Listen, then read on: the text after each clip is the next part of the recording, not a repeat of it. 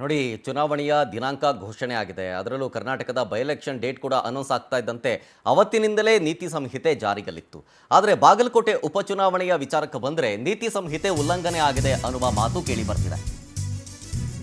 ದಾಖಲೆ ಇಲ್ಲದೆ ಸಾಗಿಸ್ತಾ ಇದ್ದ 32.5 ಲಕ್ಷ ರೂಪಾಯಿ ಹಣವನ್ನ ಈಗ ಜಪ್ತಿ ಮಾಡಲಾಗಿದೆ.